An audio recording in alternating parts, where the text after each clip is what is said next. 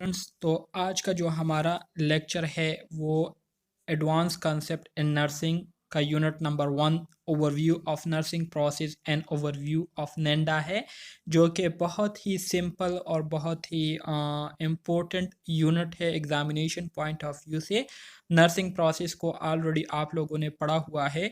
सो ये वाला यूनिट जो है, ये वाला यूनिट आप लोगों की जस्ट रिवीजन के तौर पर हम यहाँ पर इसको पढ़ रहे हैं, क्योंकि हेल्थ असेसमेंट में ऑलरेडी हमने इन तमाम चीज़ों को काफ़ी डिटेल के साथ पढ़ा हुआ है।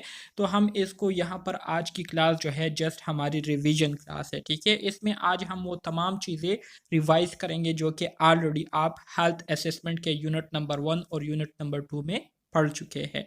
सो अपनी क्लास को स्टार्ट करते हैं। हमारे साथ जो जनरल ऑब्जेक्टिव है इस यूनिट के, तो सबसे पहले तो हम बात करेंगे, ठीक है, नर्सिंग प्रोसेस के फेजेस पर। हमारे साथ नर्सिंग प्रोसेस के फेजेस हैं, ठीक है, उसको डिस्कस करेंगे। इसी तरह से नर्सिंग प्रोसेस के हमारे साथ जो मेजर करेक्टरिस्टिक्स है उस पर हम रोशनी डालेंगे। इसी तरह से असेसमेंट किसे कहते हैं, असेसमेंट हम किस मकसद के लिए करते हैं, तो उन पर्पज़ को हम डिस्कस करेंगे। इसके साथ साथ हमारे साथ जो 4 मेजर एक्टिविटीज़ एसोसिएटेड है, लिंक है असेसिंग फेज के साथ, तो उस 4 मेजर एक्टिविटीज़ को हम आइडेंटिफाई करेंगे। ऑब्जेक्टिव सब्जेक्टिव डेटा किसे कहते हैं, प्राइमरी और सेकेंडरी डेटा किसे कहते हैं, इस पर हम रोशनी डालेंगे। इसके साथ साथ 3 मेथड ऑफ डेटा कलेक्शन के हमारे साथ जो 3 मेथड है वो क्या है, उस पर हम रोशनी डालेंगे। इसके साथ साथ close and open ended question क्या होते हैं, कैसे हम करते हैं, उस पर हम बात करेंगे।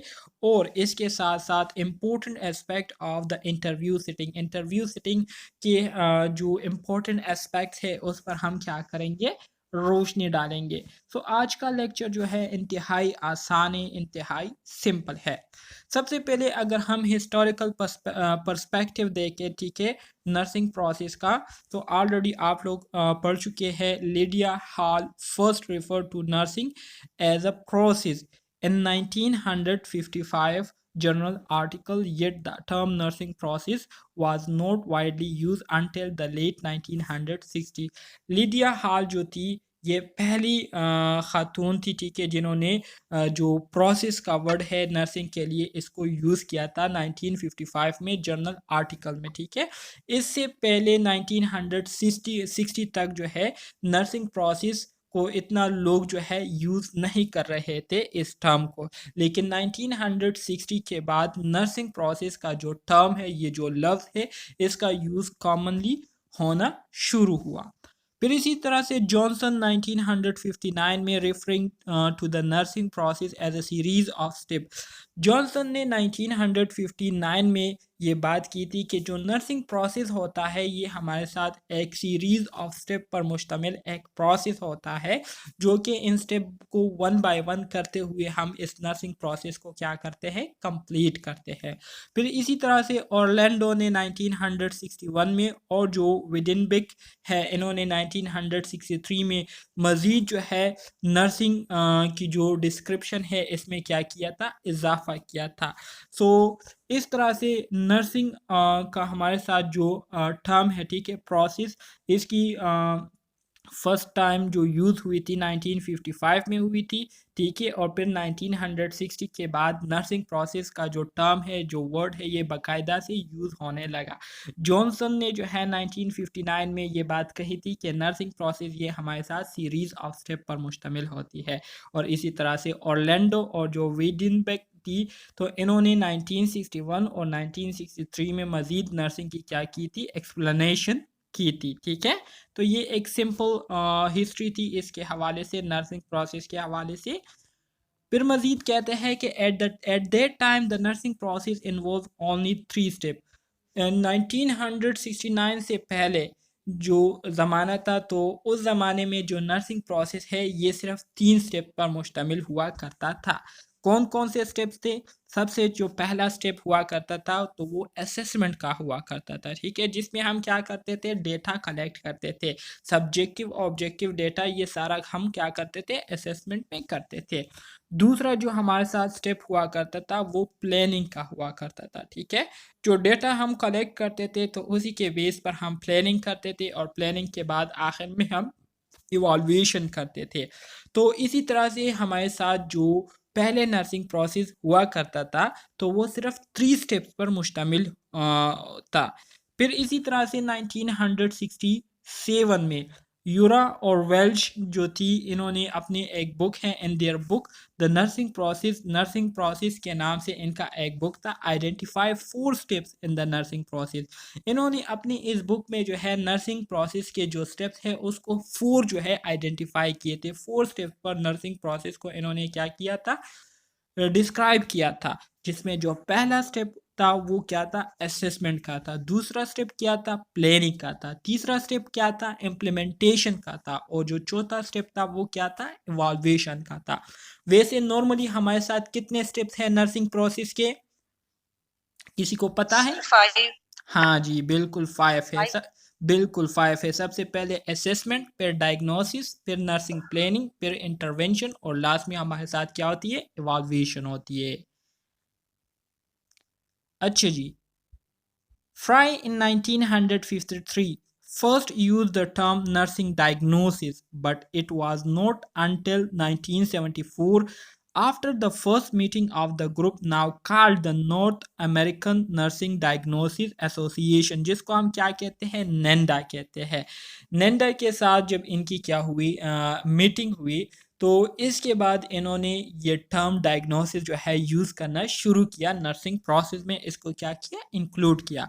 The nursing diagnosis was added as a separate and a distinct step in the nursing process. ठीक है, जैसे कि मैंने आपको कहा, prior to this, nursing diagnosis had been included as a natural conclusion to the first step assessment, and currently the step in the nursing process are। तो आजकल के ज़माने में हमारे साथ जो मौजूदा नर्सिंग प्रोसेस है तो ये कितने स्टेप्स पर मुश्तमिल है, 5 स्टेप्स पर मुश्तमिल है। पहला स्टेप हमारे साथ असेसमेंट का होता है, दूसरा स्टेप हमारे साथ डायग्नोसिस का, तीसरा स्टेप हमारे साथ प्लानिंग का, चौथा जो स्टेप है वो इम्प्लीमेंटेशन का है, और पांचवा जो स्टेप है वो किस चीज़ का है, इवॉल्यूशन का है, जो कि ऑलरेडी आप लोग पढ़ चुके हैं। तो इस यूनिट में हम ये सारी चीज़ें रिवाइज करेंगे, आपको ये सारी चीज़ें दोबारा से याद आ जाएगी। सबसे पहले बात करते हैं प्रोसेस की, कि प्रोसेस किसे कहते हैं। Process is a series of steps or acts that lead to accomplishment of some goals or purpose। Process किसे कहते हैं, प्रोसेस जो है ये हमारे साथ कुछ स्टेप्स पर मुश्तमिल हमारे साथ एक अमल होता है, जिस पर हम अमल करते हुए अपने जो मकासद होते हैं, अपने जो गोल्स होते हैं उसको पूरा करने की कोशिश करते हैं। तो इन सीरीज ऑफ स्टेप्स पर मुश्तमिल जो हमारे साथ एक प्रोसीजर होता है तो इसको हम क्या कहते हैं, इसको हम प्रोसेस कहते हैं। ठीक है, तो according to Bevis 1989 process has 3 characteristics. Process के हमारे साथ 3 खसूसियात होते हैं। इनहेरेंट प्रोसेस, ठीक है, इनहेरेंट पर्पसेस, ठीक है, दूसरा इंटरनल ऑर्गेनाइजेशन, और तीसरी हमारे साथ जो करेक्टरिस्टिक है वो है इनफाइनाइट क्रिएटिविटी। सो इसको आगे हम क्या करेंगे, डिस्कस करेंगे। ठीक है, नर्सिंग प्रोसेस क्या है। नर्सिंग प्रोसेस ये हमारे साथ एक सिस्टमेटिक, एक रेशनल मेथड होता है planning and providing care to the client. Simple अल्फाज में नर्सिंग प्रोसेस हमारे साथ ये सीरीज पर मुश्तमिल ऐसे स्टेप्स होते हैं जिसके ज़रिए हम क्या करते हैं, जिसके ज़रिए हम पेशेंट की हेल्थ के हवाले से क्या करते हैं, मुख्तलिफ स्टेप्स जो है वो परफॉर्म करते हैं, उसके लिए प्लानिंग करते हैं, और उसी प्लानिंग पर अमल करते हुए अपने पेशेंट को क्या करते हैं, केयर देते हैं। तो इस systematic rational method of planning और प्रोवाइडिंग केयर को हम क्या कहते हैं, नर्सिंग प्रोसेस कहते हैं। सही है, सो is a dynamic and require creativity in its application। Nursing process purpose is to provide client care that is individual, holistic, effective and efficient। ठीक है, नर्सिंग प्रोसेस हम क्यों करते हैं?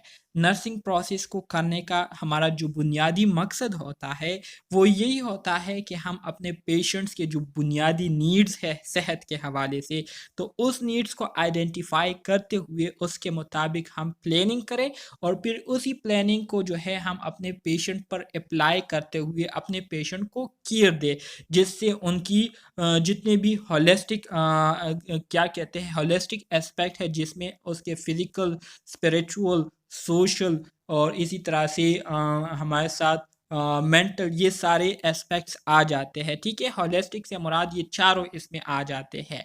तो इस तरीके से हम उनको केयर दें कि वो उनके लिए क्या हो, इफ़ेक्टिव भी हो और एफ़िशिएंट भी हो। एफ़िशिएंट से मुराद उनके लिए काफ़ी हो। तो इस पूरे अमल को हम क्या कहते हैं? नर्सिंग प्रोसेस कहते हैं। Furthermore, its purpose is to identify a client healthcare status and actual and potential health problem. इसके अलावा नर्सिंग प्रोसेस को करने का हमारा बुनियादी मकसद यही होता है कि हम अपने पेशेंट की जो हेल्थ स्टेटस है उसको आइडेंटिफाई करें। इसके साथ साथ हमारे पेशेंट को कौन सी प्रॉब्लम लाहक हुए हैं और कौन सी प्रॉब्लम जो है इनको होने का खदशा है। जो प्रॉब्लम उनको हुए होते हैं at the time of assessment उसको हम एक्चुअल प्रॉब्लम कहते हैं और जिसका उनको होने का अंदेशा होता है, खतरा होता है, ठीक है, उसको हम पोटेंशियल हेल्थ प्रॉब्लम कहते हैं। So to establish plan to meet the identified need. इसी तरह से फिर हम नर्सिंग प्रोसेस इस मकसद के लिए भी करते हैं कि पेशेंट के जो बुनियादी नीड्स है उसके मुताबिक हम प्लानिंग करके उसके नीड्स को हम क्या करें, पूरा करें। इसके साथ साथ to deliver specific nursing interventions to address those need. वही बात है कि फिर उसके लिए हम प्रॉपर प्लानिंग के मुताबिक उसको हम पेशेंट पर अप्लाई करें और उनके जो बेसिक नीड्स है उसको हम क्या करें, पूरा करें और इसी तरह से पेशेंट की जो हेल्थ स्टेटस है उसको हम दोबारा से क्या करें, नॉर्मलाइज करें। मजीद आगे कहते हैं कि the nursing process is a cyclical that is its components follow a logical sequence but more than one component may be involved at one time।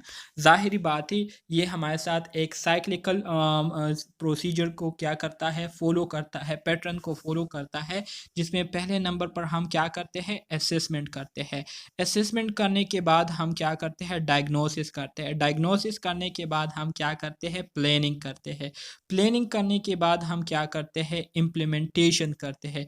Implementation करने के बाद हम इवाल्वेशन करते हैं और इसी तरह से दोबारा ये साइकिल इसी तरह से हमारे साथ रिपीट होता रहता है, ठीक है। सो इसको जो है हम पेशेंट के नीड के मुताबिक ही जो है हम नर्सिंग प्रोसेस को क्या करते हैं, फॉलो करते हैं। ज़रूरी नहीं है कि हमारे साथ जो भी पेशेंट आए उनका हम मुकम्मल तौर पर नर्सिंग प्रोसेस करें, ठीक है, और फिर उनको हम केयर दें। मतलब पेशेंट के नीड्स के मुताबिक हम नर्सिंग प्रोसेस को पेशेंट पर अप्लाई करते हैं। So at the end of the first cycle, care may be terminated if goals are achieved, or the cycle may continue with reassessment, or the plan of care may be modified। ज़ाहिरी बात है अगर first time आपने जो assessment अगर ठीक की हो, data आपने ठीक लिया हो, तो इसका मतलब ये है कि आपने पेशेंट के प्रॉब्लम को सही तरीके से आइडेंटिफाई किए होंगे। तो फिर उसके मुताबिक आप उनके लिए प्लानिंग करेंगे। जब प्लानिंग करेंगे तो वो प्लानिंग भी आपके पास क्या होगी, एक्यूरेट होंगी। फिर इसी तरह से उसको जब आप पेशेंट पर अप्लाई करेंगे तो इससे आपके पेशेंट पर उसके इफ़ेक्ट्स जो है पड़ेंगे, असरात पड़ेंगे और आखिर में जब आप इवाल्वेशन करेंगे तो आपको पता चल जाएगा कि पहले मेरे पेशेंट की स्टेटस कैसी थी, अब कैसी है। तो अगर पेशेंट के स्टेटस में बेहतरी आई हो तो आपका नर्सिंग प्रोसेस ख़त्म हो जाएगा। लेकिन अगर उसमें कोई बेहतरी नहीं आई हो तो आप फिर दोबारा से इस प्रोसेस को रिपीट करेंगे और फिर से आप नई प्लानिंग करेंगे, ठीक है, उसको अप्लाई करेंगे और ये प्रोसीजर जो है रिपीट करेंगे उस टाइम तक जब तक उनकी हेल्थ स्टेटस में बेहतरी ना आ जाए। फिर यहाँ पर हमारे साथ जो नर्सिंग प्रोसेस है, ऑलरेडी मैंने आपको बताया कि पहला जो प्रोसेस है असेसमेंट का है, जिसमें हम क्या करते हैं, डेटा गैदरिंग करते हैं। दूसरा जो प्रोसेस है वो है एनालाइजिंग का, मतलब डायग्नोसिस का, जिसमें हम प्रॉब्लम्स को आइडेंटिफाई करते हैं on the basis of gather information, जो इंफॉर्मेशन हमने जमा की होती है।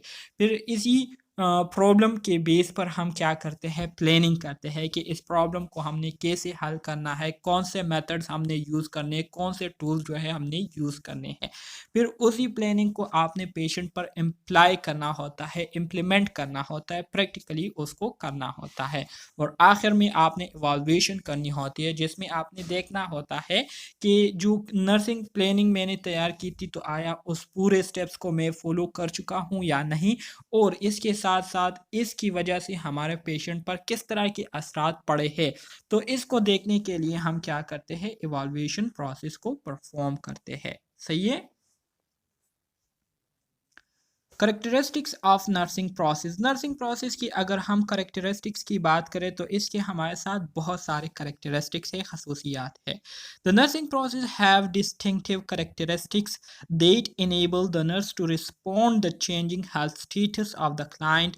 दीज करैक्टरिस्टिक्स इंक्लूड, वही बात है कि हमारे साथ जो नर्सिंग प्रोसेस है तो इसके हमारे साथ बहुत सारे करैक्टरिस्टिक्स होते हैं, जिसके बेसिस पर नर्सेस क्या करते हैं, पेशेंट की जो हेल्थ स्टेटस है उसको मॉनिटर करते रहते हैं, जो कि वक्तन फ़वक्तन नर्सिंग प्रोसेस के ज़रिए उसमें चेंजेस आ रही होती है। सो इसकी पहली खसूसियत ये है कि नर्सिंग प्रोसेस हमारे साथ क्या है, साइक्लिक और डायनेमिक नेचर होता है इसका, ठीक है। मतलब ये हमारे साथ रिपीट होता रहता है एक साइकिल फॉर्म में, और पेशेंट के नीड्स के मुताबिक ही हम इसको क्या करते हैं, यूज़ करते हैं। डायनेमिक से मुराद ये है कि सारे पेशेंट के लिए एक जैसा नहीं होता, बल्कि हर एक पेशेंट के लिए इसकी जो यूजेज होती है या इसको यूज़ करने का जो तरीका होता है वो क्या होता है, चेंज होता है। सही है। इसी तरह से क्लाइंट सेंटर्डनेस से मुराद ये है कि नर्सिंग प्रोसेस में हमारा जो बुनियादी फोकस होता है वो किन पर होता है, अपने पेशेंट पर होता है, अपने पेशेंट्स के जो नीड्स होते हैं उस पर होते हैं, ठीक है। Focus on problem solving and decision making, nursing process में हमारा बुनियादी मकसद क्या होता है, प्रॉब्लम को सॉल्व करना। पेशेंट जिस मकसद के लिए आए हैं, जिस प्रॉब्लम के साथ आए हैं, तो उस मसले को सॉल्व करना और उसके लिए डिसीजन लेना, ठीक है। इंटरपर्सनल एंड कोलैबोरेटिव स्टाइल, इसी तरह से नर्सिंग प्रोसेस जो है ये एक नर्स का काम नहीं होता, ठीक है, बल्कि इस प्रोसेस में नर्स और क्लाइंट और इसके साथ साथ जो दूसरे हेल्थ केयर स्टाफ मेंबर्स होते हैं, इनकी एक दूसरे के साथ कोलैबोरेशन होती है, एक दूसरे के साथ इनकी एक थेराप्यूटिक रिलेशनशिप जो है कायम हुई होती है, जिसके बेस पर वो क्या करते हैं, इस पूरे प्रोसेस को कंटिन्यू रखे होते हैं। इसी तरह से यूनिवर्सली आप इसको अप्लाई कर सकते हैं, जहाँ भी आप जाते हैं ये प्रोसेस आपके लिए सेम रहेगा। यूज़ ऑफ क्रिटिकल थिंक, ज़ाहिर बात है इसमें हम क्रिटिकल थिंकिंग को क्या करते हैं, यूज़ करते हैं। सही है। तो ये इसके क्या है, बुनियादी करेक्टरिस्टिक्स है नर्सिंग प्रोसेस के। अब आ जाते हैं नर्सिंग प्रोसेस का हमारे साथ जो पहला स्टेप है वो क्या है, असेसमेंट है। असेसमेंट क्या है, असेसमेंट ये हमारे साथ एक सिस्टमेटिक और कंटिन्यूअस प्रोसेस होता है data collection, organisation, validation and documentation का, ठीक है। So assessing is the systematic and continuous collection, organisation, validation and documentation of data. Data से मुराद इंफॉर्मेशन है, ठीक है। ये हमारे साथ एक ऐसा सिस्टमेटिक और कंटिन्यूअस प्रोसेस होता है, जिसमें हम क्या करते हैं, पेशेंट के हेल्थ के हवाले से डेटा को कलेक्ट करते हैं, उसी डेटा को फिर हम प्रॉपर तरीके से ऑर्गेनाइज करते हैं, अरेंज करते हैं, फिर उसी को हम वैलिडेट करते हैं, मतलब वेरीफाई करते हैं, और उसके बाद जो है हम क्या करते हैं, उस पर सोच विचार करते हैं, इंटरप्रेट एनालिसिस करते हैं, और उसी के मुताबिक हम फिर आगे डिसीजन लेते हैं। In effect, assessing is a continuous process carried out during all the phases of the nursing process. For example, in evaluation phase में assessment is done to determine the outcomes of the nursing strategies and to evaluate goal achievement. Assessment जो है ये हमारे साथ एक ऐसा process है, एक ऐसा स्टेप है, जिसको हम हर एक प्रोसेस में जो है इसको क्या करते हैं, हर एक स्टेज में इसको हम यूज़ करते हैं। मिसाल के तौर पर जब हम पेशेंट की इवाल्वेशन करते हैं, तो इवाल्वेशन के दौरान भी हम क्या करते हैं, पेशेंट की जो हेल्थ स्टेटस है उसको चेक करते हैं, उसके हवाले से डेटा गैदर करते हैं, और उस डेटा को हम जो प्रीवियस डेटा होता है उसके साथ कंपेयर करते हैं कि पहले इनकी कंडीशन कैसी थी और अब इनकी कंडीशन कैसी है, और जो गोल्स हमने सेट किए हुए थे तो उसको भी हम कंपेयर करते हैं कि जो गोल्स हमने प्लान किए थे तो आया वो गोल्स हम अचीव कर चुके हैं या नहीं। तो यहाँ पर भी हम देखते हैं, हम असेसमेंट प्रोसेस को करते रहते हैं। तो इस वजह से असेसमेंट प्रोसेस जो है ये हमारे साथ एक कंटिन्यूअस प्रोसेस है, जो कि मुसलसल हम हर एक फेज़ में इसको क्या करते हैं, रिपीट करते रहते हैं, इसको यूज़ करते रहते हैं। फिर इसी तरह से हमारे साथ असेसमेंट के टाइप्स है, टाइप्स ऑफ असेसमेंट। असेसमेंट के हमारे साथ बेसिकली 4 डिफरेंट टाइप्स है, ठीक है। पहले नंबर पर initial assessment, problem focus assessment, emergency assessment, time lapse assessment. Already आप लोग जो है हेल्थ असेसमेंट में ये पढ़ चुके हैं, इनिशियल असेसमेंट, ये सारी चीज़ें। So assessment vary according to their purpose, timing, time available and client status. Assessment जो हमारे साथ मुख्तलिफ टाइप्स है, तो इसको हम पेशेंट की जो स्टेटस होती है, ठीक है, उसके मुताबिक ही जो है इसको हम क्या करते हैं, यूज़ करते हैं।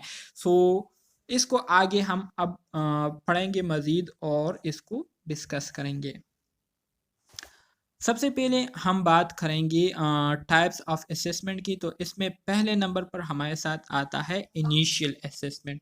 इनिशियल असेसमेंट ये हमारे साथ वो असेसमेंट होती है जब फर्स्ट टाइम पेशेंट हॉस्पिटल में आते हैं, क्लिनिक आते हैं, तो for the first time admission के टाइम हम उनसे क्या करते हैं, पूरा डेटा जो है उनसे हम कलेक्ट करते हैं, ठीक है, जिसमें उनकी बायोग्राफी भी आ जाती है, ठीक है। तो ये सारी जो डेटा हम कलेक्ट करते हैं सर से लेकर पाँव तक, उनकी फैमिली हिस्ट्री, सारी चीज़ें जो है हम क्या करते हैं उसमें देखते हैं। तो इस डेटा को हम क्या कहते हैं, इनिशियल असेसमेंट डेटा कहते हैं, ठीक है। So perform within specific time after admission to a health care agency, ठीक है। हेल्थ केयर एजेंसी में जब वो आ जाते हैं, एडमिशन कर लेते हैं, तो फॉर द फर्स्ट टाइम जब हॉस्पिटल में आते हैं तो उस टाइम हम इनिशियल असेसमेंट करते हैं। पर्पस इसका क्या होता है, to establish a complete database for problem identification, references and future comparison. इसको हम इसलिए करते हैं ताकि हमें पेशेंट के जो मसाइल है उसके बारे में पता चले कि मौजूदा कौन से मसाइल है पेशेंट को, इससे पहले इनको क्या मसाइल थे, ठीक है, इसके लिए इन्होंने किसी किस्म की केयर ली थी या नहीं, किसी किस्म की मेडिकेशन ली थी या नहीं, ठीक है, फैमिली हिस्ट्री में ये प्रॉब्लम इनके साथ है या नहीं। तो ये सारी चीज़ें जानने के लिए हम इनिशियल असेसमेंट करते हैं। जैसे कि एग्जांपल नर्सिंग एडमिशन असेसमेंट, मतलब जब फर्स्ट टाइम पेशेंट आपके पास आता है और एडमिट करते हैं तो उस टाइम हम उनसे पूरा जो डेटा लेते हैं, तो ये हमारे साथ इनिशियल असेसमेंट की एक बेस्ट एग्जांपल है। फिर इसके बाद आता है problem focus assessment. Problem focus assessment से मुराद ये है कि पेशेंट को जो मसला होता है तो उसी मसले के मुताबिक या उसी मसले से रिलेटेड हम पेशेंट से क्या करते हैं, डेटा गैदर करते हैं, ठीक है। So ongoing process integrated with nursing care. Purpose इसका क्या होता है, to determine the status of a specific problem identified in earlier assessment. Earlier assessment में इनको जो प्रॉब्लम आइडेंटिफाई हुआ था, जो मसला इनमें आइडेंटिफाई हुआ था, तो उस मसले के हवाले से पेशेंट से डेटा गैदर करने के लिए हम उनसे प्रॉब्लम फोकस असेसमेंट करते हैं, ठीक है। इसी तरह से एग्जांपल इसकी आप देखिए, early assessment of client fluid intake and urinary output in an ICU, assessment of client ability to perform self-care while assisting a client to bath। तो ये हमारे साथ क्या है, प्रॉब्लम फोकस असेसमेंट की क्या है, एक एग्जांपल है। तो यहाँ तक आपको क्लियर है क्या नहीं? जी सर। ओके जी, वेरी गुड। सर ये फंडामेंटल ऑफ नर्सिंग में हमने पढ़ा है। हाँ जी, बिल्कुल बिल्कुल, मैंने अभी भी आपको बताया कि ऑलरेडी आप लोग इसको पढ़ चुके हैं। फिर इसी तरह से हमारे साथ जो अगली टाइप है वो है इमरजेंसी असेसमेंट। इसके नाम से ही ज़ाहिर हो रहा है इमरजेंसी असेसमेंट, ठीक है। सो टाइम परफॉर्म ये हम कब करते हैं, during any physiological and psychological crisis of the client. मिसाल के तौर पर कोई एक्सीडेंट हुआ हो, कोई ट्रॉमा हुआ हो, तो उस टाइम हम पेशेंट की जो वाइटल साइन देखते हैं, ठीक है। तो ये हमारे साथ इमरजेंसी असेसमेंट की एक बेस्ट एग्जांपल है, जिसमें हम क्या करते हैं, पेशेंट के ABCD देखते हैं, मतलब एयरवे चेक करते हैं, ब्रीथिंग चेक करते हैं, सर्कुलेशन चेक करते हैं, ठीक है। इसी तरह से हमारे साथ डी से क्या आता है, डिसेबिलिटी वगैरह ये चेक करते हैं, सही है। इसी तरह से जी मुख्तलिफ चीज़ें चेक करते हैं इमरजेंसी कंडीशन में। तो इस तरह की जो डेटा होती है इसको हम इमरजेंसी असेसमेंट डेटा कहेंगे। पर्पस इसका क्या होता है, to identifying life threatening problems, to identify new or overlook problem, मतलब वो प्रॉब्लम जिसकी वजह से पेशेंट की जो लाइफ है वो ख़तरे में होती है, तो उन प्रॉब्लम्स को आइडेंटिफाई करने के लिए हम इमरजेंसी असेसमेंट करते हैं। जैसे कि अभी मैंने आपको बताया कि एयरवे हो गया, अगर हम एयरवे देखते हैं ताकि वो क्लियर है या नहीं, ताकि उसको हम क्लियर कर सके। ब्रीथिंग रेट देखते हैं कि ब्रीथ कर रहा है या नहीं, ठीक है, या ब्रीथिंग नहीं रेट कर जो रहा। है नॉर्मल है या नहीं, तो इसलिए हम ब्रीथिंग करते हैं, ठीक है। इसी तरह से सर्कुलेशन चेक करने के लिए हम देखते हैं कि किसी किस्म की ब्लीडिंग तो नहीं हो रही, अगर हो रही है तो उस ब्लीडिंग को हम at the time of trauma वहाँ पर हम उसको रोकने की कोशिश करें, ताकि ब्लड जो है लॉस ना हो, पेशेंट को एनीमिया ना हो, क्योंकि पेशेंट की लाइफ जो है इससे ख़तरे में पड़ सकती है। तो ये हमारे साथ क्या है, इमरजेंसी असेसमेंट है। जैसे कि example, rapid assessment of person airway, breathing status, circulation during cardiac arrest, assessment of suicidal tendencies और पोटेंशियल फॉर वायलेंस। तो ये सारी चीज़ें क्या है, इमरजेंसी असेसमेंट के थ्रू ही हम आइडेंटिफाई करते हैं। इसी तरह से हमारे साथ जो लास्ट टाइप आता है असेसमेंट का, वो है टाइम लेप्स असेसमेंट, री असेसमेंट।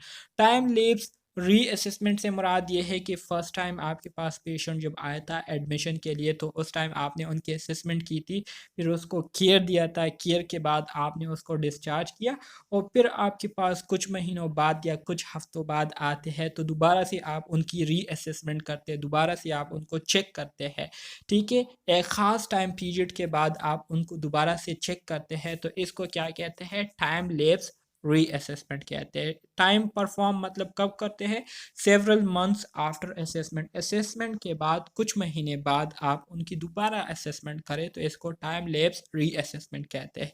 मकसद इसका क्या होता है, to compare the client current status to baseline data previously obtain, मतलब यह है कि पेशेंट की जो मौजूदा हालत है उसको प्रीवियस हालत के साथ कंपेयर करने के लिए कि पहले इसकी कंडीशन कैसी थी और अब इनकी कंडीशन कैसी है, जिससे हमें आसानी से पता चल जाता है कि इसमें बेहतरी आई है या नहीं। तो इस टाइप को हम क्या कहते हैं, टाइम लैप्स रीअसेसमेंट कहते हैं। क्लियर है? जी सर।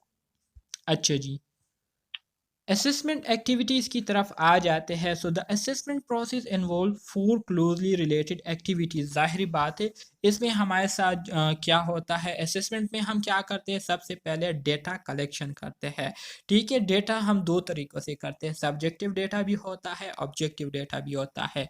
इसी तरह से डेटा कलेक्शन के बाद फिर हमारे साथ जो दूसरा स्टेप होता है वो होता है ऑर्गेनाइजेशन का, जिसमें हमने जो डेटा कलेक्ट किया होता है उसको एक प्रॉपर सीक्वेंस के साथ अरेंज करके उसको हम क्या करते हैं, रिकॉर्ड करते हैं, ताकि दूसरे हेल्थ केयर मेंबर्स या हेल्थ केयर स्टाफ के लिए उसको रीड करना, उसको अंडरस्टैंड करना क्या हो, आसान हो जाए। तीसरा जो हम काम करते हैं वो वैलिडेटिंग द डेटा, जो डेटा हमने कलेक्ट किया होता है उसको दोबारा से वेरीफाई करते हैं, डबल चेक उसकी हम करते हैं कि पेशेंट ने हमें जो डेटा दिया है तो आया वो सही है या गलत दिया है, ठीक है। तो इसके लिए हम डेटा को वैलिडेट करते हैं। और आखिरी जो हमारे साथ स्टेप है इसमें वो है डॉक्यूमेंटिंग डेटा। उसी डेटा को फिर हम प्रॉपरली क्या करते हैं, परमानेंटली डॉक्यूमेंट करते हैं नोट्स में। सो ये हमारे साथ क्या है, 4 एक्टिविटीज़ है जो कि हम असेसमेंट के दौरान करते हैं। कलेक्टिंग डेटा में हम क्या करते हैं, collecting data is the process of gathering information about client health status। Patient के हेल्थ के हवाले से जो हम इंफॉर्मेशन को जमा करते हैं, गैदरिंग से मुराद इंफॉर्मेशन को जमा करते हैं, तो इस अमल को हम क्या कहते हैं, इस अमल को हम कलेक्टिंग डेटा कहते हैं, ठीक है।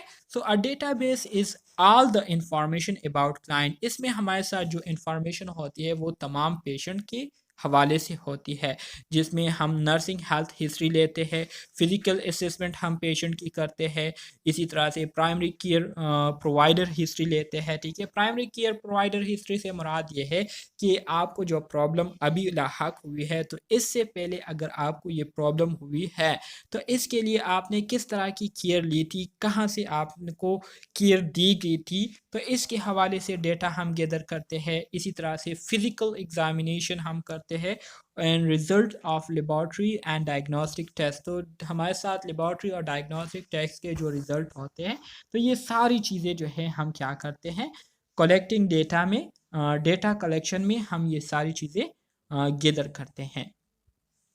टाइप्स ऑफ डेटा ऑलरेडी आपको मैंने अभी बताया कि सब्जेक्टिव डेटा होता है और ऑब्जेक्टिव डेटा भी होता है। ठीक है, subjective data also refer to as symptoms और covert data. MCQs point of view से बहुत ज़्यादा इंपॉर्टेंट है।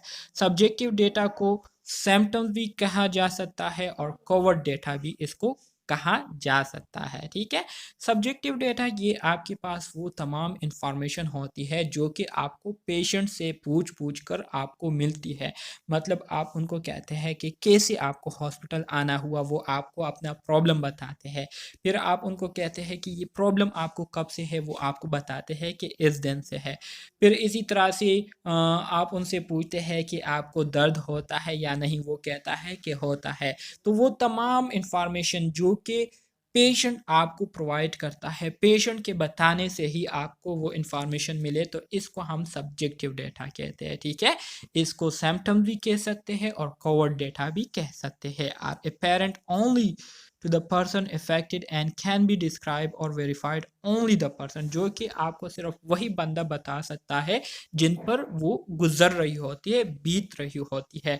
जैसे कि अगर एक बंदा है, उसको खारिश हो रही है, ठीक है, तो जब तक वो आपको खुद ना बताए, आपको पता नहीं चल सकता उस बंदे के बारे में कि इसको खारिश हो रही है या नहीं, या इसको पेन हो रही है या नहीं, या ये परेशान है या नहीं। ठीक है, तो ये क्या है, ये आपके पास सब्जेक्टिव डेटा के एग्जाम्पल है। फिर इसी तरह से ये सब्जेक्टिव ऑब्जेक्टिव के बजाय सब्जेक्टिव मैंने लिखा हुआ है, लेकिन ये ऑब्जेक्टिव डेटा है, सब्जेक्टिव नहीं है। ठीक है, दूसरा जो टाइप है ये हमारे साथ क्या है, ये हमारे साथ ऑब्जेक्टिव है। यहाँ पर मैं ऑब्जेक्टिव लिख देता हूँ, तो ये हमारे साथ ऑब्जेक्टिव डेटा है। सही है, ऑब्जेक्टिव डेटा, इसको हम साइन भी कह सकते हैं और इसको हम कोवर्ड नहीं होता, ये हमारे साथ इसके लिए दूसरा वर्ड आता है, इंट्रोवर्ड है, या मेरा ख्याल में एक कोवर्ड होता है, एक क्या, OVERT, हाँ ओवर्ड। ठीक है, तो ये हमारे साथ, इसको हम साइन भी कह सकते हैं या ओवर्ड डेटा भी कह सकते हैं। क्यों, क्योंकि ये इंफॉर्मेशन आपको जब आप पेशेंट के साथ, हाँ जी ओवर्ड, जब आप पेशेंट के साथ मिलते हैं तो पेशेंट की जो फिजिकल अपीयरेंस है, उसको जैसे ही आप देखते हैं तो उससे आपको पता चल जाता है कि पेशेंट की कंडीशन क्या है। तो पेशेंट के बताने के बगैर ही आपको पेशेंट की सेहत के बारे में इंफॉर्मेशन मिल जाती है। ठीक है, क्योंकि जो अलामात होते हैं वो आपको नज़र आ जाते हैं। ठीक है, तो इसको हम ऑब्जेक्टिव डेटा कहते हैं। Are detectable by an observer or can be measured or tested against an accepted standard. They can be seen, heard, felt, smelled, or they are obtained by observation or physical examination. जो objective data होता है, तो इसको आप observation के ज़रिए भी हासिल कर सकते हैं, एग्जामिनेशन फिज़िकल एग्जामिनेशन के ज़रिए भी हासिल कर सकते हैं। इसके अलावा इसको आप देख सकते हैं, सुन सकते हैं, फील कर सकते हैं और स्मेल कर सकते हैं। तो ये इसकी क्या है, ऑब्जेक्टिव डेटा की खसूसियात होते हैं, जैसे कि स्किन डिस्कलरेशन का होना, ब्लड प्रेशर का हाई हो जाना, ये आपके पास क्या है, ये आपके पास ऑब्जेक्टिव डेटा में आते हैं। तो इसको मालूम करने के लिए पेशेंट की बताने की ज़रूरत नहीं होती, बल्कि आप खुद ही चेक करके मालूम कर लेते हैं।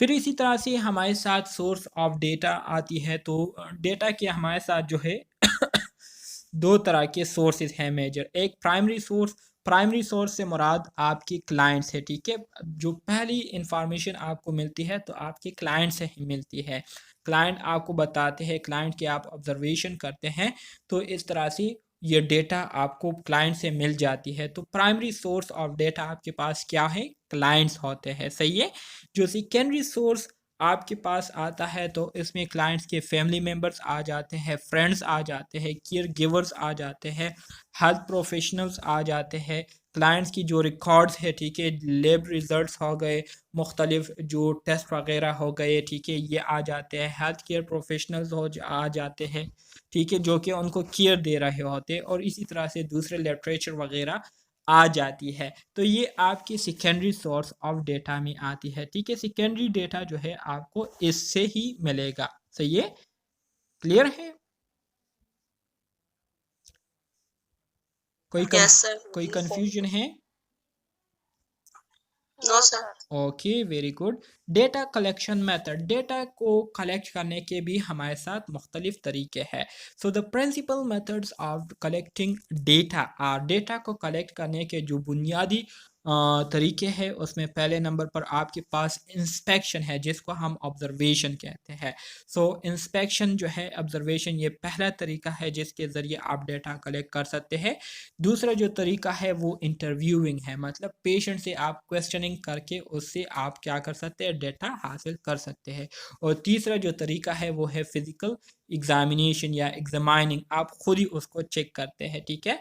तो ये आपके पास क्या है, वो बुनियादी डेटा कलेक्शन के मेथड है। सो ऑब्जर्विंग में हम क्या करते हैं, ऑब्जर्विंग में to observe is to gather data by using senses. अपने 5 सेंसेस को यूज़ करते हुए पेशेंट को आप क्या करते हैं, उनकी आप इंस्पेक्शन करते हैं, ठीक है, जिसमें आप उसको देखते हैं, फिजिकल उनकी जो अपीयरेंस होती है उसको आप देखते हैं। इसी तरह से बॉडी के किसी पार्ट से अगर स्मेल वगैरह आती है तो उसके बेस पर आप जो है असेसमेंट करते हैं। इसी तरह से उनकी बातों को सुनते हुए, ठीक है, उसको आप क्या करते हैं, चेक करते हैं, टच, उसको बॉडी के, उसके बॉडी के मुख्तलिफ पार्ट को टच करते हुए, पल्पेट करते हुए आप क्या करते हैं, डेटा गैदर करते हैं। तो ऑब्जर्वेशन के ज़रिए अपने 5 सेंसेस को यूज़ करते हुए आप क्या करते हैं, डेटा गैदर करते हैं। फिर इसी तरह से इंटरव्यूइंग आ जाती है। तो interviewing is an organize conversation with the client to obtain the client health history and information about the current illness, ठीक है। There are two approaches to interviewing. Interviewing ये हमारे साथ एक ऐसा प्रोसेस होता है जिसमें हम अपने पेशेंट से जितने भी बातें कर रहे होते हैं, तो ये पहले से हमने इसको क्या की होती है, प्लान किए हुए होती है, अपने साथ लिखी हुई होती है कि हमने अपने पेशेंट से उनके हेल्थ के इंटरव्यूइंग के हवाले से हम बात कर रहे थे कि डेटा कलेक्ट करने के हमारे साथ 3 तरीके होते हैं मेजर। पहले नंबर पर हमारे साथ इंस्पेक्शन है, दूसरे नंबर पर इंटरव्यूइंग और तीसरे नंबर पर एग्जामिनेशन। सो इंटरव्यूइंग की हम बात कर रहे थे कि ये हमारे साथ एक ऐसी कन्वर्सेशन होती है जो कि प्लान पहले से जो है हमने इसको प्लान की हुई होती है। जब हम पेशेंट के साथ हमारा आमना सामना होने वाला होता है तो पेशेंट के साथ मिलने से पहले हम क्या करते हैं, पहले से अपने लिए कुछ कुछ क्वेश्चंस जो है हेल्थ से रिलेटेड वो तैयार कर लेते हैं, जो कि हम इंटरव्यू के दौरान हम पेशेंट से पूछते हैं। और इसी तरह से इस क्वेश्चंस के रिस्पॉन्स में हमें जो जवाब मिलता है तो उसको फिर हम क्या करते हैं, इंटरप्रेट करते हैं, उसको फिर हम एनालाइज करते हैं। सो इंटरव्यू करने के भी फिर हमारे साथ 2 तरीके हैं, एक हमारे साथ डायरेक्ट इंटरव्यू होता है और एक नॉन डायरेक्टिव इंटरव्यू होता है।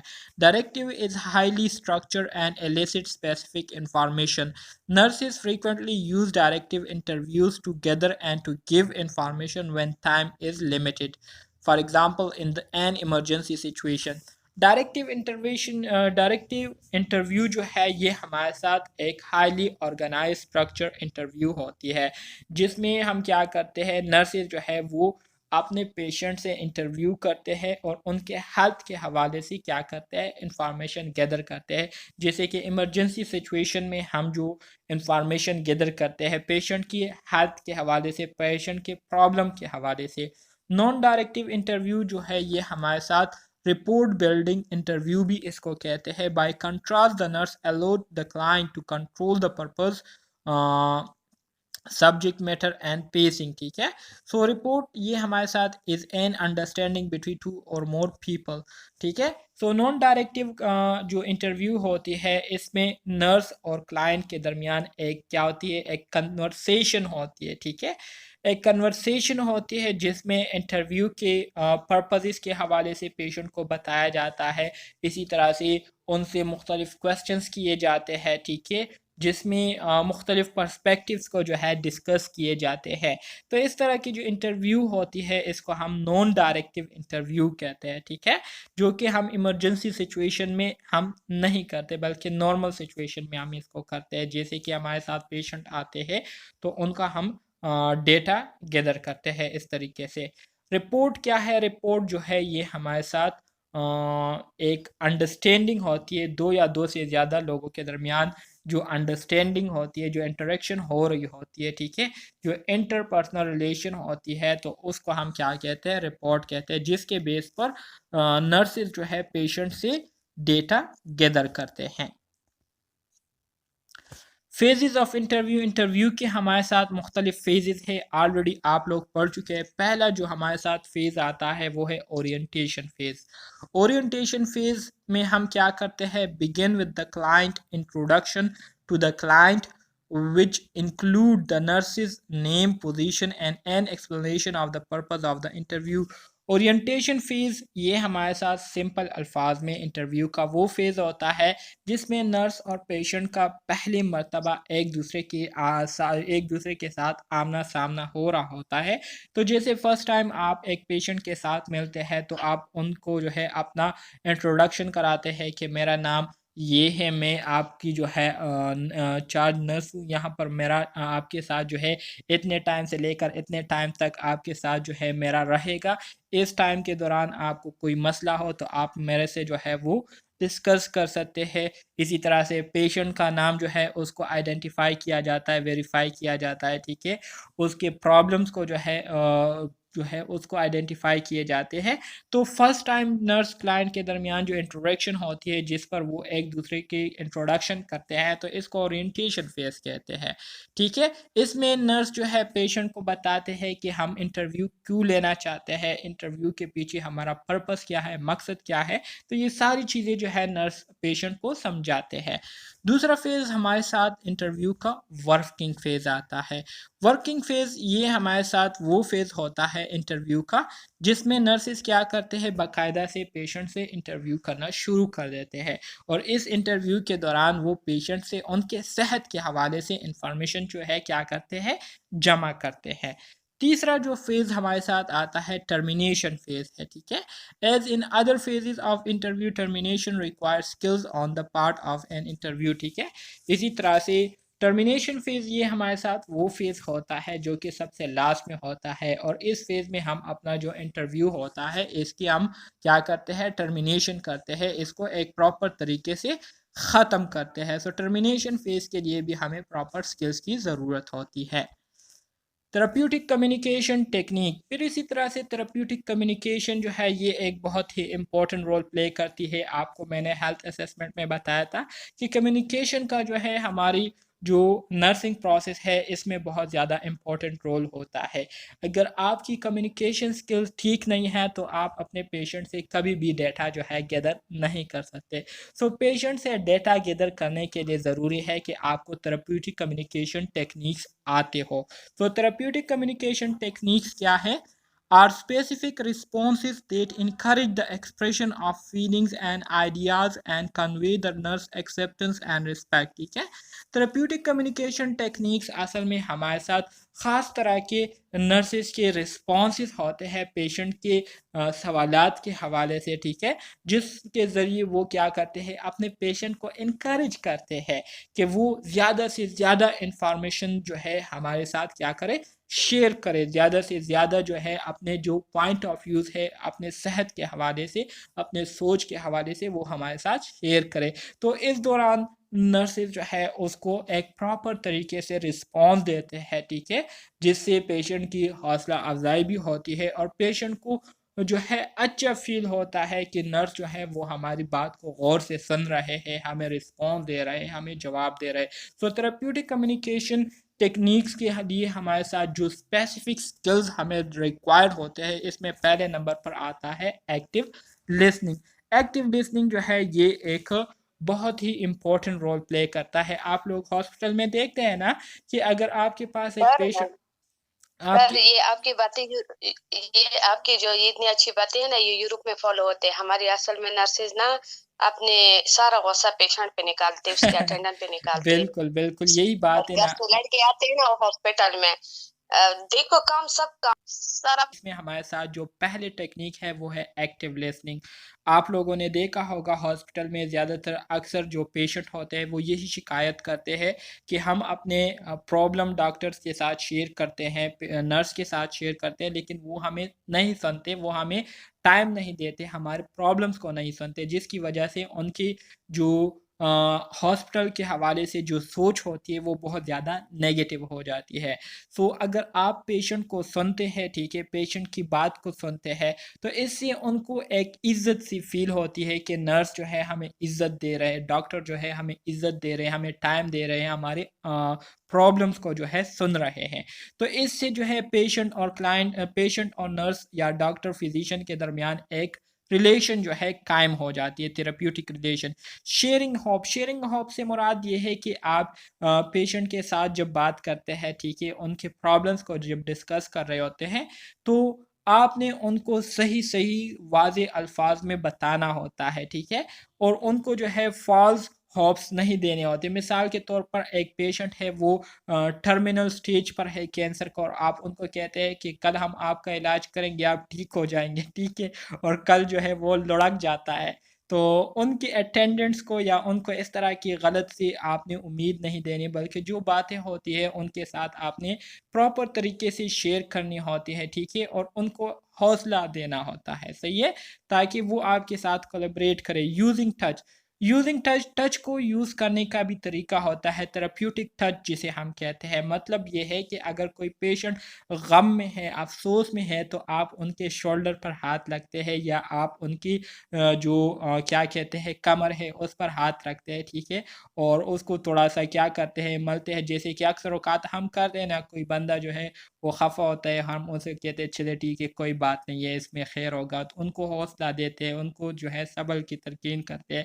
तो थेरेप्यूटिक टच देना, ठीक है, ये एक थेरेप्यूटिक कम्युनिकेशन टेक्निक की एक स्किल है, ठीक है। इसी तरह से उनको इंफॉर्मेशन प्रोवाइड करना, फोकसिंग, उन पर फोकस करना, ठीक है, उनको इम्पोर्टेंस देना, आस्क रिलेवेंट क्वेश्चन, उनकी प्रॉब्लम के हवाले से उनके साथ जो है बात ही करना, उनसे क्वेश्चंस करना, ठीक है, और ऐसे तरीके से क्वेश्चन करना जिससे वो इरिटेट ना हो, ठीक है, वो जो है अनकंफर्टेबल फील ना करे। कन्फ्रंटेशन से मुराद ये है उनके साथ जो है सही तरीके से आपका उनका आमना सामना हो, ठीक है। शेयरिंग एम्पैथी, एम्पैथी से मुराद ये है कि उनके दुख तकलीफ में उनको आप जो है इस बात का बावर कराए कि हम जो है आपकी इस तकलीफ़ को समझते हैं, ठीक है, और हम आपके साथ खड़े हैं, और आप उनके साथ हमदर्दी का इज़हार करना।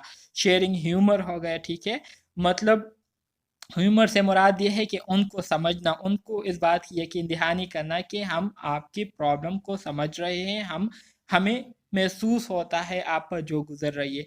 यूजिंग साइलेंस, ठीक है, बाज़ औक़ात कुछ पेशेंट ऐसे भी होते हैं जो कि बहुत ज़्यादा इरिटेटिव होते हैं, तो ऐसे पेशेंट को जो है डांटना, या ऐसे पेशेंट को जो है सुनाना, मतलब बाज़ औक़ात जो है नहीं करना चाहिए होता। तो ऐसे सिचुएशन में हमें साइलेंट रहना होता है। लेकिन बाज़ पेशेंट ऐसे भी होते हैं जो कि बहुत ज़्यादा परेशान करते हैं बग़ैर किसी वजह के, ठीक है, और बदमाशियाँ करते हैं। तो ऐसे पेशेंट को फिर खूब सुनाना भी पड़ना बहुत ज़्यादा ज़रूरी होता है, ताकि उनको पता लगे कि वो किसके साथ जो है बात कर रहे हैं, ठीक है। आपने अपने प्रोफेशन का लिहाज करना होता है, अपने प्रोफेशन का ख्याल रखना होता है, ठीक है। क्लेरिफाइंग चीज़ें, हर चीज़ उनको एक्सप्लेन करके उनको क्लियर कराना। पैराफ्रेजिंग मतलब बार बार उनको जो है बताना, ताकि उनको हर एक चीज़ जो है समझ में आ जाए।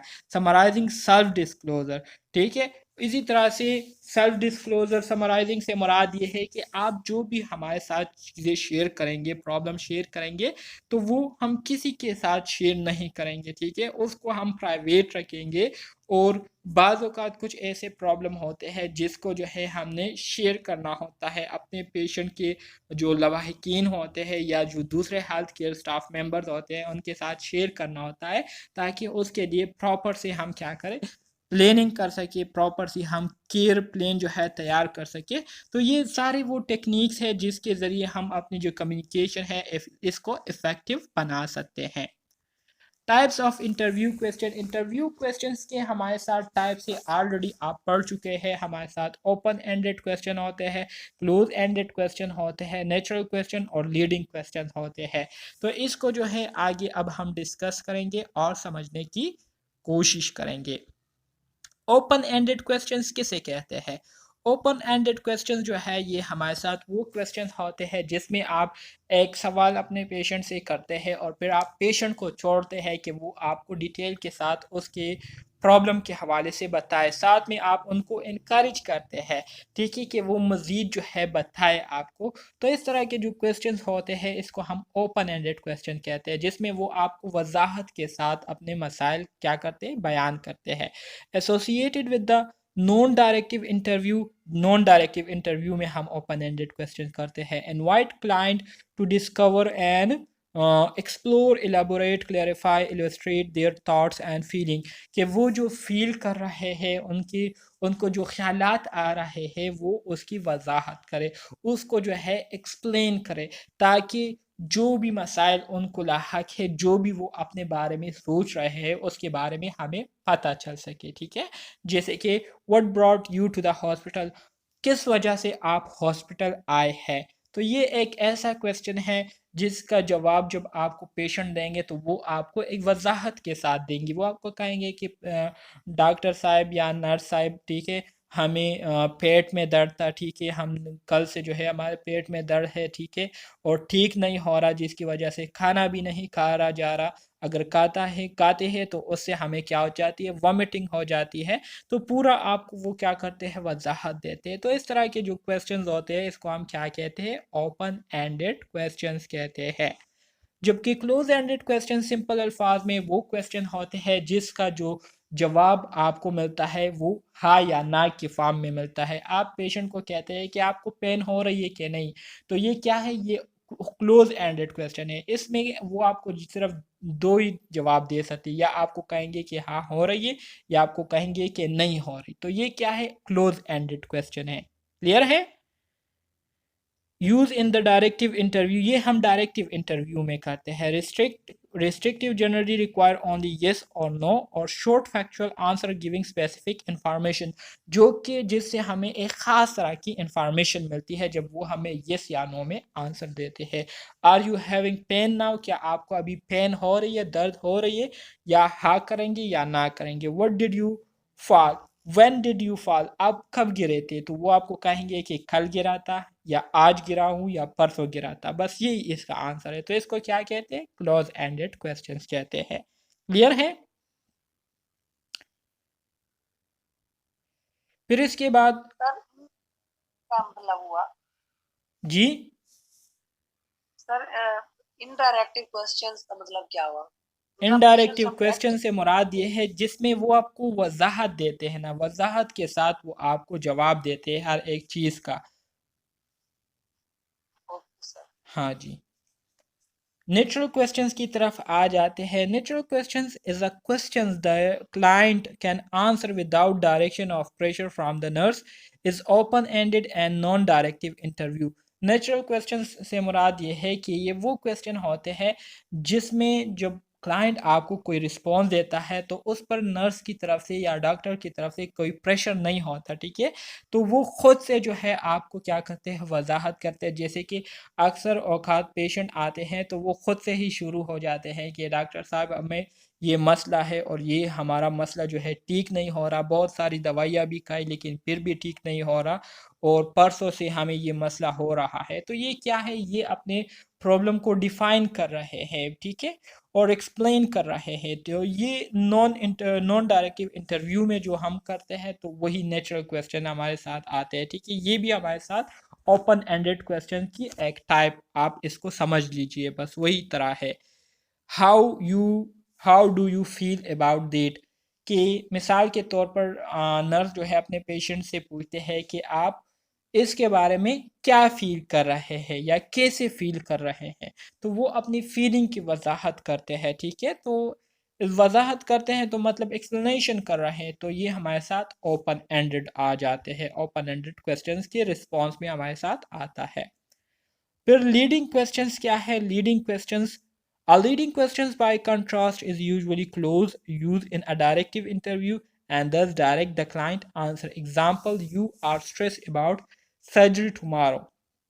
ये हमारे साथ जो लीडिंग क्वेश्चन है तो ये डायरेक्टिव क्वेश्चंस के टाइप्स में फिर आता है, या जो क्लोज एंडेड क्वेश्चन है उसकी तरह ही होते हैं, जिसमें हमने क्या करना होता है, हमारे जो पेशेंट है उन्होंने हमें जस्ट शॉर्ट आंसर देना होता है। जैसे कि एग्जांपल देके, you are stressed about surgery tomorrow or not you, ठीक है, कि आपकी टुमारो जो सर्जरी हो रही है तो क्या आप उसकी वजह से स्ट्रेस में है या नहीं। आर नॉट यू मतलब आप है या नहीं, ठीक है, तो वो आपको कहेंगे कि हाँ हूँ या कहेंगे कि नहीं हूँ। तो ये क्या हो गए, ये हमारे साथ लीडिंग क्वेश्चंस हो गए। फिर इसके बाद हमारे साथ जो डेटा कलेक्शन है, डेटा कलेक्शन का हमारे साथ जो दूसरा मेथड है वो है ऑर्गेनाइजिंग डेटा, जिसमें जब हम डेटा कलेक्ट कर लेते हैं तो उस डेटा को कलेक्ट करने के बाद उसको ऑर्गेनाइज करना होता है, उसको तरीके के साथ अरेंज करना होता है ताकि हर किसी के लिए उसको रीड आउट करना, उसको अंडरस्टैंड करना क्या हो जाए, आसान हो जाए। तो ऑर्गेनाइजिंग डेटा में क्या करते हैं, the nurse uses a written format that organizes the assessment data systematically, ठीक है, तो उसको हम एक सिस्टमेटिक तरीके से क्या करते हैं, ऑर्गेनाइज करते हैं। तो कंसेप्चुअल मॉडल या फ्रेमवर्क, इसमें हमारे साथ मुख्तलिफ मॉडल है जिसके के थ्रू जो है ऑर्गेनाइजिंग डेटा के हवाले से बातें की गई है। Gordon functional health pattern framework हो गया, ओरिम सेल्फ केयर मॉडल आ जाता है, रॉ एडाप्टेशन मॉडल आ जाते हैं। ये इंशाल्लाह सेकंड सेमेस्टर में जब आप लोग हो जाएंगे तो सेकंड सेमेस्टर में ये मॉडल्स जो है आप लोग पढ़ेंगे नर्सिंग डिग्री में। वेलनेस मॉडल, वेलनेस मॉडल क्या है इसको हम थोड़ा सा डिस्कस करेंगे। Nurses use wellness model to assist client to identify health risk or to explain lifestyle habits and health behavior, belief, values and attitude that influence level of wellness. Such model generally include the following.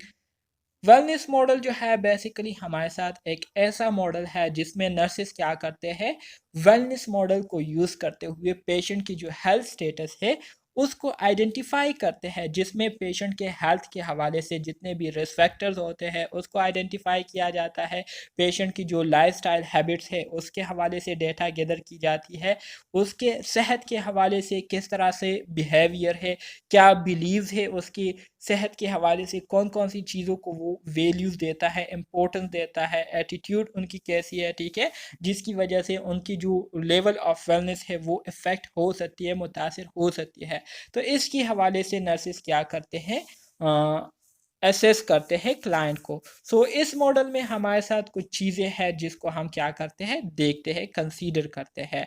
तो सबसे पहले number पर हमारे साथ health history आती है, patient की health के हवाले से हिस्ट्री गैदर करते हैं, फिजिकल फिटनेस इवाल्वेशन हम करते हैं, न्यूट्रिशनल असेसमेंट हम करते हैं कि न्यूट्रिशनल स्टेटस उनकी कैसी है, प्रॉपर तरीके से डाइट ले रहे हैं या नहीं, लाइफ स्ट्रेस एनालिसिस की ज़िंदगी के जो मुख्तलिफ मसाइल है उसके हवाले से किस तरह से ये जो है अपना लाहे अमल इख्तियार करते हैं, मुख्तलिफ स्ट्रेसेस का शिकार होते हैं या नहीं, या लाइफ में जो प्रॉब्लम इनको आती है तो उसको मैनेज करने की काबिलियत इनमें है या नहीं, लाइफस्टाइल एंड हेल्थ हैबिट, ठीक है, ज़िंदगी कैसे गुजार रहे हैं, अपनी ज़िंदगी के जो तौर तरीके हैं वो कैसे हैं, आया वो सेहत के मुताबिक है या नहीं, या ऐसे लाइफस्टाइल उन्होंने इख्तियार की है जिसकी वजह से उनकी जो हेल्थ स्टेटस है वो ख़तरे में है।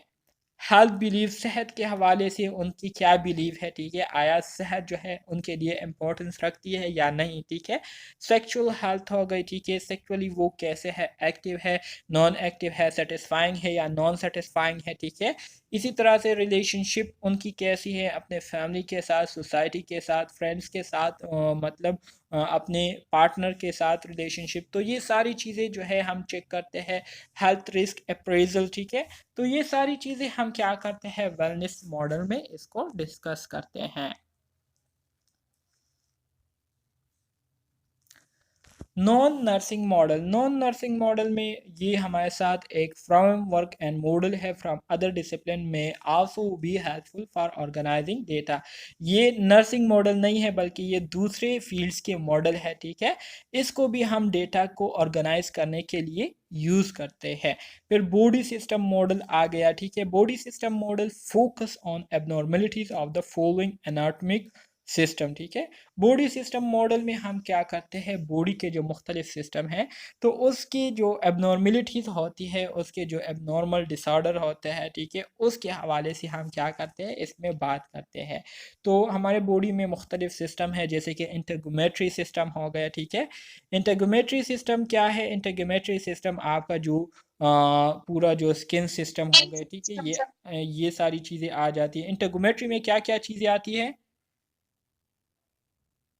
Skin, hair, nail. हाँ जी, बिल्कुल। इसी तरह से रिस्पायरेटरी सिस्टम हो गया, cardiovascular system, nervous system, musculoskeletal system, gastrointestinal system, genitourinary system, reproductive system, immune system. तो ये मुख्तलिफ सिस्टम है, इसके हवाले से जितने भी एबनॉर्मेलिटीज़ वगैरह है तो उसको हम इस मॉडल में क्या करते हैं, स्टडी करते हैं और इसके हवाले से हम बात करते हैं। मिसलो हेराची ऑफ नीड ऑलरेडी आप लोग पढ़ चुके हैं, एमसीक्यूज इससे आते हैं तो ऑलरेडी आपको पता होना चाहिए, ठीक है। इब्राहिम मिसलो ने इस हेराची ऑफ नीड को क्या किया था, प्रपोज किया था, जिसमें इसने जो ह्यूमन बीइंग है इनके बेसिक नीड्स के हवाले से क्या किए थे, बातें की थी। इसके हमारे साथ टोटल कितने कंपोनेंट है, 5 कंपोनेंट है हमारे साथ, ठीक है। सो पहले नंबर पर हमारे साथ फिजियोलॉजिकल नीड्स आते हैं, जिसमें हमारे जो सर्वाइवल नीड्स होते हैं, रोटी कपड़ा मकान, ठीक है, इसी तरह से सांस वगैरह, ये हमारे साथ क्या है, सर्वाइवल नीड्स, इसके बगैर हम जिंदा नहीं रह सकते। फिर इसी तरह से safety security needs, love and belonging needs, self esteem needs, self actualization need. तो ये 5 कंपोनेंट हमारे साथ मेस्लो हायरार्की नीड्स के। इसी तरह से डेवलपमेंटल थ्योरीज है, तो some several physical psychosocial physical, psychological, cognitive and moral developmental theories may be used by the nurse in specific situation। तो इसमें आपके पास जो है पीजिड थ्योरी आ जाती है, ठीक है। इसी तरह से आपके पास एक और है, मेरे माइंड से निकल गया। तो मुख्तलिफ थ्योरीज उन्होंने पेश की हुई है, ठीक है। तो इसको भी हम क्या करते हैं, नर्सिस यूज़ करते हैं मुख्तलिफ पेशेंट की सिचुएशन को देखते हुए। फिर इसके बाद हमारे साथ जो डेटा कलेक्शन की जो लास्ट मेथड है वो क्या है, वैलिडेटिंग द डेटा। डेटा को वैलिडेट करना मतलब डबल चेक करना। डबल चेकिंग ये हमारे साथ वो प्रोसेस है जो कि हम वैलिडेशन ऑफ डेटा में यूज़ करते हैं। So validating data is the act of double checking, ठीक है। इससे एमसीक्यूज आ सकता है, या verifying data to confirm that is accurate and factual. Validating data help the nurse complete this task, ठीक है। वैलिडेटिंग डेटा जैसे कि ऑलरेडी आपको बता चुका हूँ कि इसलिए हम करते हैं ताकि पेशेंट ने हमें पहले जो बातें बताई है उसको दोबारा से हम चेक करें कि आया जो बातें इन्होंने हमें पहले बताई थी वही बातें अब बताएंगे या नहीं। अगर वही बातें हमें बताएंगे तो मतलब यह है कि पेशेंट सही कह रहा है। अगर नहीं बता रहे, उनकी स्टेटमेंट चेंज हुई, तो इसका मतलब यह है कि पेशेंट जो है वो कन्फ्यूजन का शिकार है, उन्हें खुद ही पता नहीं है कि उनके साथ क्या हो रहा है। सो इससे हमें किस चीज़ में मदद मिलती है, ensure that assessment information is complete. हमें इस बात की श्योरिटी मिलती है कि जो असेसमेंट के दौरान हमने डेटा हासिल किया है ये क्या है, मुकम्मल है। Ensure that objective and relative subjective data are agree. इससे हमें इस बात की भी वजाहत मिलती है कि ऑब्जेक्टिव और जो सब्जेक्टिव डेटा है ये क्या है, कंपेरेबल है, एक दूसरे के साथ मुशाहबत रखती है। इसी तरह से obtain additional information that may have been overlook. इसके साथ साथ हमें मज़ीद एडिशनल इंफॉर्मेशन भी मिल जाती है जो कि पेशेंट अगर स्टार्ट में नहीं बताया चुके हो तो दोबारा पूछने पर वो हमें मज़ीद डिटेल से वो बात बता देते हैं, ठीक है। तो इससे हमें ये मदद मिलती है। इसके साथ साथ difference between clues and inferences, इसके ज़रिए जो है मुख्तलिफ जो हमें क्लूज मिलते हैं, ठीक है, क्लूज से मुराद जो मुख्तलिफ वर्बल नॉन वर्बल रिस्पॉन्स हमें क्लाइंट से मिल रही होते हैं, ठीक है, तो उसको इन्फ्रेंस करने में, उसको समझने में भी हमें बहुत ज़्यादा मदद मिलती है।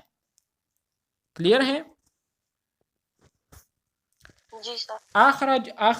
आखिरी जो हमारे साथ मेथड है डेटा कलेक्शन के, तो वो क्या है?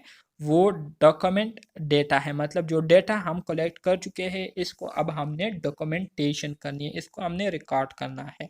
So to complete the assessment phase the nurse record client data, ठीक है, नर्स जो है क्या करेंगे, क्लाइंट का जो डेटा है उसको अपने साथ रिकॉर्ड रखेंगे ताकि बार बार हमें असेसमेंट करने की ज़रूरत ना पड़े, बल्कि इसी रिकॉर्डेड डेटा को हम देखते हुए क्या करें, पेशेंट की हेल्थ स्टेटस को कंटिन्यू मॉनिटर करते रहें। अच्छा जी, आज के लिए जो है इतना काफ़ी है, इंशाल्लाह नेक्स्ट क्लास में हम इसको कंप्लीट करेंगे, ठीक है।